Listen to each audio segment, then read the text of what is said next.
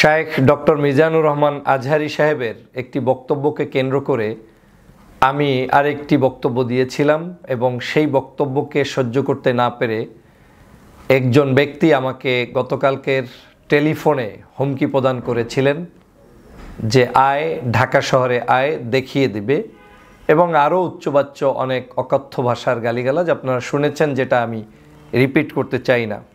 গতকালকে থেকে আপনাদের অনেক ভালোবাসা পেয়েছি, আন্তরিকতা পেয়েছি, আপনাদের সবাইকে ধন্যবাদ। অনেকেই জানতে চেয়েছেন যে আসলে বিষয়টা কি ঘটেছে। বিষয়টা কিছুই নয়, বিষয়টা হচ্ছে এমন যে এদেশে ধর্মভিত্তিক মানুষের পক্ষে কথা বলা, ইসলামের পক্ষে কথা বলা কিংবা ন্যায়ের পক্ষে কথা বলা, এটা যেন যুগে যুগে যেমন ছিল এখনও তেমনই আছে। কথা বলার কোনো অধিকারই মনে হচ্ছে নাই। আপনারা জানেন যে সাম্প্রতিক সময়ে শায়েখ ডক্টর মিজানুর রহমান আজহারি বাংলাদেশে এসেছেন। দীর্ঘ প্রায় 5 বছর পরে, ফেসিবাদের পতনের পরে স্বাধীন দেশে এসে 8টি বড় বড় মাহফিলের অংশ হিসেবে 2টি মাহফিলে তিনি অংশগ্রহণ করেছেন। একটি কক্সবাজারে অংশগ্রহণ করেছেন, পেকুয়াতে, এবং আরেকটি অংশগ্রহণ করেছেন যশোরে।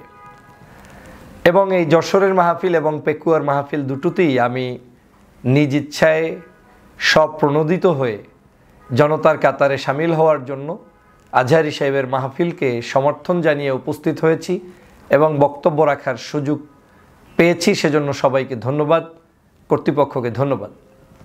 আপনারা জানেন আমার সেই বক্তব্য থেকেই একটি গোষ্ঠী যে কোনো মূল্যে আমার কণ্ঠ রোধ করার জন্য উঠে পড়ে লেগেছে।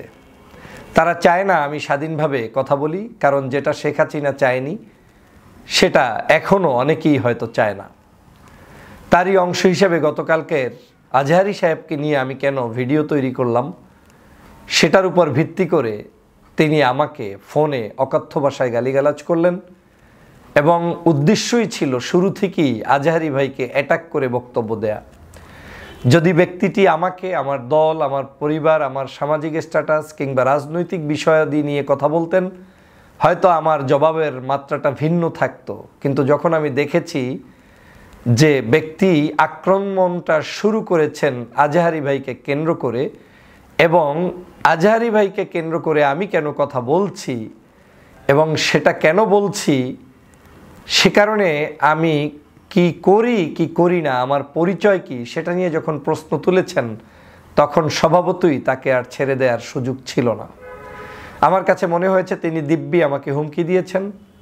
তিনি আমার জন্য যে কোনো ধরনের থ্রেড হিসাবে আমার জন্য কাজ করছেন। তিনি আমাকে ক্ষতিগ্রস্ত করতে পারেন এবং সেটা করতে পারেন শুধুমাত্র আমি কেন ডানপন্থী ইসলামী মূল্যবোধে বিশ্বাসী মানুষদেরকে প্যাট্রোনাইজ করি কিংবা তাদের সাহায্য করি, তাদের পাশে থাকি, সে কারণেই তার গায়ের ভিতরে জ্বলন্তি উঠেছে। না হয় কোনো ভদ্র মানুষের পক্ষে রাজনৈতিক যত মতনৈক্য থাকুক, কোনো অবস্থাতেই একজন ইসলামিক স্কলারকে নিয়ে সরাসরি আরেকজন রাজনৈতিক কর্মীকে প্রশ্ন করে একেবারে হীনমন্যতার পরিচয় দেওয়ার কোনো যৌক্তিকতা নেই। বলতে পারেন যে এ ধরনের বক্তব্যকে আপনি কিভাবে দেখছেন, আপনি তো অনেক সময় আমাদের সাথে ছিলেন, আছেন, কথা বলার অনেক ঢং রং আছে, কিন্তু কথা বলার ধরনে মনে হচ্ছে যে তিনি আমাকে পেলে মনে হয় খেয়ে ফেলবেন। আমি স্পষ্ট করে বলতে চাই, গত প্রায় 16 বছরই নির্যাতনের শিকার ছিলাম, আর 6 বছর দেশের বাহিরে ছিলাম। ফেসিবাদকে নিজের চোখের সামনে দেখেছি, আওয়ামী লীগের সকল অত্যাচার সহ্য করেছি, বিদেশে পর্যন্ত সুস্থ সুন্দরভাবে থাকতে পারিনি শুধু ন্যায় কথা বলার কারণে, অন্যায়ের বিরুদ্ধে কথা বলার কারণে। আজও বাংলাদেশে আমার কণ্ঠ আমার জায়গা থেকে সর্বোচ্চ উঁচু রাখবো, থাকবে ইনশাআল্লাহ। সেটা কেউ বন্ধ করার কোনো দুঃসাহস দেখালে বরং তাদের কণ্ঠ বন্ধ হয়ে যাবে, আমার কণ্ঠ চলমান থাকবে। আমি ধর্মের পক্ষে কথা বলবো, আমি সত্যের পক্ষে কথা বলবো, আমি ইসলামের পক্ষে কথা বলবো। এটা তো আমার আইডেন্টিটি, এটা তো আমার ক্রাইসিস হওয়ার কথা না। আমি দল করব, দল করতে গিয়ে তো আমি ধর্ম বিদ্বেষী হব না, ধর্ম বিরুদ্ধাচরণ করব না, বরং দলকে আমার এই ধর্মীয় অনুশাসন, ধর্মীয় ব্যক্তিত্বদেরকে সম্মান করা শিখাবো, শ্রদ্ধা করা শিখাবো, দলের সাথে তাদের একটা লিঙ্ক আপ তৈরি করে দিব, সম্পর্ক তৈরি করে দিব। আপনারা দেখেছেন আমি একটি দল করি, কিন্তু এই দলের বাহিরেও বাংলাদেশের সার্বজনীন সকল দলের মানুষদের সাথে আমার একটি সুসম্পর্ক রয়েছে, ওঠা বসা রয়েছে, সকল দলের সাথে, আওয়ামী লীগ ব্যতীত বাংলাদেশের সকল রাজনৈতিক দলের সাথে একটি সুসম্পর্ক অব্যাহত আমি রেখেছি। আমার কনসেপ্ট ছিল শেখ হাসিনার বিরুদ্ধে সবাই কিন্তু ঐক্যবদ্ধ ছিলাম, এবং শেখ হাসিনা জুলুম করেছে যাদেরকে, তারাই আমার কাছে মজলুম, তাদের পাশে আমার দাঁড়ানো এটা আমার ইমানি দায়িত্ব। লোকটা আমার দল না করলেও যেহেতু হাসিনা তাকে দুর্বল করেছে, জুলুম করেছে, ফাঁসি দিয়েছে, নির্যাতন করেছে, অত্যাচার করেছে, জেলের মধ্যে বন্দি রেখেছে, ওই লোকের পক্ষে আমাকে কথা বলা এটা আমার নৈতিক দায়িত্ব। আমি সেই জায়গা থেকে কথা বলছি। আমি শুধু আজকে নয়, যখন গত প্রায় 6 বছরের বিভিন্ন সময়ের অসঙ্গতি আওয়ামী লীগের দেখেছি, সেই সময় আওয়ামী লীগের যতটা কথা বলেছি, তার পাশাপাশি আমাদেরও মধ্যে যদি কেউ কোনো ধরনের যেটা আমার কাছে অপছন্দনীয় হয়েছে সেটার প্রতিবাদও আমি করেছি। এমনকি নিজ দলের বাহিরে গিয়েও বহু নির্যাতিত মানুষের পক্ষে দাঁড়িয়ে বক্তব্য দিয়েছি, শুধুমাত্র আমার ব্যক্তিগত চেতনার জায়গা থেকে। তাহলে আজকে স্বাধীন বাংলাদেশ হওয়ার পরে আমি কার কথায় আমার বক্তব্য বন্ধ রাখবো? আবার তো শায়েখ আজহারির ইস্যু নিয়ে, তারপর বাংলাদেশের বিভিন্ন ইসলামিক স্কলারদের ইস্যু নিয়ে, 116 জন আলেমের তালিকা শেখ হাসিনা করেছিল সেই ইস্যু নিয়ে আমি তো সবার আগে রাজপথে ছিলাম, আমি তো কথা বলেছি। কই, কেউ তো তখন আমার এই বক্তব্যের প্রতিবাদ করার দুঃসাহস পাননি। তাহলে আজকে কোত্থেকে আপনি শায়েখ ডক্টর মিজানুর রহমান আজহারি সাহেবের বক্তব্যের উপরে আমি বক্তব্য দিয়েছি কেন, সেই প্রশ্ন তোলার সাহস আপনাকে কে দিয়েছে? আমি বাংলাদেশের জনতার কথা বলবো, আমি বাংলাদেশের জনগণের কথা বলবো। আপনারা নিশ্চয়ই জানেন যে বাংলাদেশের সর্ববৃহৎ দল বিএনপি, এই বিএনপির বর্তমানের একটি সংস্কার কার্যক্রম চলছে 31 দফা।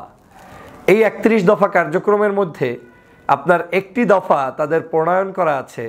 সেই দফাটা যদি আপনি শোনেন তাহলে বুঝবেন যে আমি কোন সঠিক পথে আছি না অন্য মানুষরা সঠিক পথে আছে। 31 দফার 6 নম্বর দফায় আছে আস্থা ভোট, অর্থ বিল, সংবিধান সংশোধনী বিল এবং রাষ্ট্রীয় নিরাপত্তায় প্রশ্ন জড়িত এমন সব বিষয় ব্যতীত অন্য সব বিষয়ে সংসদ সদস্যদের স্বাধীনভাবে মতামত প্রদানের সুযোগ নিশ্চিত করার লক্ষ্যে 70 অনুচ্ছেদ সংশোধনের জন্য তারা পরীক্ষা নিরীক্ষা করে দেখবেন এবং বিবেচনা করবেন।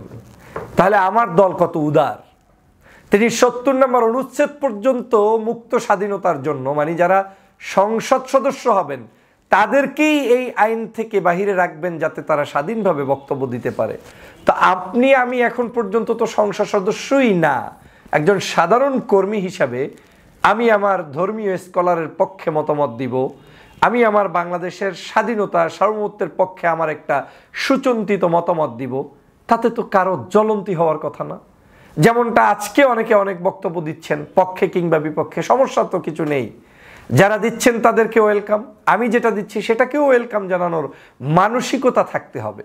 কিন্তু কোত্থেকে কোন হনুরে এসে আপনি দলকে ক্ষতিগ্রস্ত করছেন, দেশকে ক্ষতিগ্রস্ত করছেন, আবার আমাকে বক্তব্য দিতে দিবেন না, এটা জাতি কোনোভাবে মেনে নেয়নি, যার প্রমাণ গতকালকে থেকে দেখেছেন।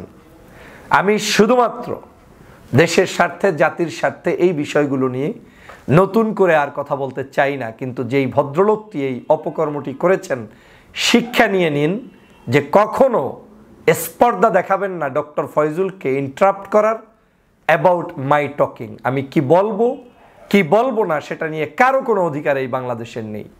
যদি সেটা করেন তাহলে গতকালকের আমি টেলিফোনে যে জবাব দিয়েছি ওটাই আমার প্রতি উত্তর। আমি বাংলাদেশে আছি, আমি ঢাকা শহরে আছি, আমি বাংলাদেশেই থাকবো, আমি বাংলার জনগণকে নিয়ে এই কথা বলবো। কারো অধিকার নাই আমার কণ্ঠ রোধ করে নতুন কিছু শিখিয়ে দেয়ার। প্রিয় সহযোদ্ধা ভাইরা, বাংলাদেশ এই দেশের ধর্মপ্রাণ মুসলমানদের দেশ। আমাদের মধ্যে অনৈক্য থাকবে, বিভাজন থাকবে, বিভিন্ন ধরনের কথাবার্তা থাকবে, কিন্তু আমাদেরকে ঐক্যবদ্ধ হতে হবে। ইসলামের বিরুদ্ধে কোনো ষড়যন্ত্র মেনে নিব না। ধর্মীয় স্কলারদেরকে স্বাধীনভাবে মত প্রকাশ করতে দিব, তাদেরকে নিয়ে কারো কোনো বাজে মন্তব্য আমরা সহ্য করব না। আমরা দল করব, রাজনীতি করব, সব করব, কিন্তু আমাদের মাথার তাজদেরকে আমরা সম্মান করব। সেই জায়গায় কোনো ধরনের ছাড় দেয়া হবে না ইনশাআল্লাহ। প্রিয় ভাইরা, আপনারা জানেন যে এই মুহূর্তে বাংলাদেশের একটি গভীর ষড়যন্ত্র চলছে। সেটা হচ্ছে বাংলাদেশের যারাই সত্যের কথা বলবে, ধর্মের কথা বলবে, ইসলামিক বিষয়গুলো নিয়ে কথা বলার চেষ্টা করবে, তাদেরকেই যে কোনো না যে কোনো ট্যাগ লাগিয়ে তারপরে উপস্থাপিত করা হয়। জন্মের পর থেকে এখন পর্যন্ত আমি একটাই দল করি, এবং সেই দলটা থেকে আমি 2018 সালের নির্বাচনে মনোনয়ন প্রত্যাশী। শুধুমাত্র আপনারা জানেন যে বাংলাদেশের একজন অনৈতিক ব্যক্তি, যিনি ইতিমধ্যেই বাংলাদেশে বিতর্কিত হয়েছেন, ব্যারিস্টার শাহজাহান ওমর বীরুত্তম, যিনি আওয়ামী লীগের সাথে আতাত করেছেন, সেই আসনের আমি একজন প্রার্থী। শাহজাহান ওমর ছিলেন বিধায় 18 সালে আমাকে নমিনেশন থেকে দেওয়া হয়নি, কিন্তু আমার বিশ্বাস এই আসনটি আমার, এই আসনে আমি নির্বাচিত হব ইনশাআল্লাহ, এবং দলমতের ঊর্ধ্বে উঠে জনতা আমার পক্ষে থাকবে। কিন্তু একটি মহল অসহ্য হয়ে যাচ্ছে, যদি আমি ঢুকে যাই সংসদে কিংবা আমি ঢুকে যাই এই দলের ভালো কোনো জায়গায়, তাহলে তাদের এই যারা দলটাকে বিভিন্নভাবে বিভিন্ন ধরনের ষড়যন্ত্রের মধ্যে রেখে পার্শ্ববর্তী দেশের দালাল বানাতে মরিয়া হয়ে উঠেছে, তাদের হয়তো কোণঠাসা মনোভাব চলে আসবে। সে কারণেই আমাদের মতো মানুষদেরকে এরকম কিছু তুচ্ছ তাচ্ছিল্য ব্যক্তিরা, যাদের মূলত কোনো কন্ট্রিবিউশন নেই দলের জন্য, 16 বছরে যাদের কোনো অবদান নেই দলের জন্য, তারা এরকম অ্যাটাক করে বক্তব্য দিবে। আমি ততক্ষণ পর্যন্ত এই দলের মধ্যেই থেকে আন্দোলন সংগ্রাম অব্যাহত রাখতে চাই, যতক্ষণ পর্যন্ত দল আমাকে অপ্রয়োজনীয় মনে না করবে। এই দলে আমি তারেক রহমান সাহেবের নির্দেশনায় কাজ করছি, খালেদা জিয়ার নির্দেশনায় কাজ করছি, শহীদ জিয়ার আদর্শে অনুপ্রাণিত হয়ে কাজ করছি। অতএব এই দলের মধ্যে যদি বামপন্থীও কেউ থাকার অধিকার রাখে, তাহলে ডানপন্থী লোকদেরও থাকার অধিকার আছে। সেটাই শহীদ জিয়ার শিক্ষা। প্রিয় বন্ধুরা আমার, আমি বাংলাদেশের মানুষের যে ভালোবাসা পেয়েছি, সেই ভালোবাসা সকল দলের উপরে, মতের উপরে, রাজনীতির উপরে, সব কিছুর উপরে। অতএব এর চেয়ে বড় কোনো প্রাপ্তি নেই। দেশের প্রয়োজনে আমাকে যদি কোনো বড় সিদ্ধান্তও নিতে হয়, আমি সে সিদ্ধান্ত নিতেও প্রস্তুত আছি। আমার এমপি মন্ত্রিত্ব বড় কথা নয়, আমার দেশ, আমার দেশের মানুষ, তাদের পাশে আমি প্রয়োজনে নিউট্রাল জায়গা থেকে ভূমিকা পালন করে হলেও দেশের মানুষের সাথেই থাকব। এটাই আমার কমিটমেন্ট। এটা শুরু থেকে বলেছি, আজও বলছি, ভবিষ্যতেও বলবো। অতএব দলবাজি করতে গিয়ে কোনো ধর্মভিত্তিক মানুষের বিরুদ্ধাচরণ আমার মুখ থেকে যেন না হয়, আল্লাহ যেন সেই তৌফিক আমাকে দেয়। আমিন। সবাই দোয়া করবেন, ভালো থাকবেন, সুস্থ থাকবেন। আল্লাহ হাফেজ।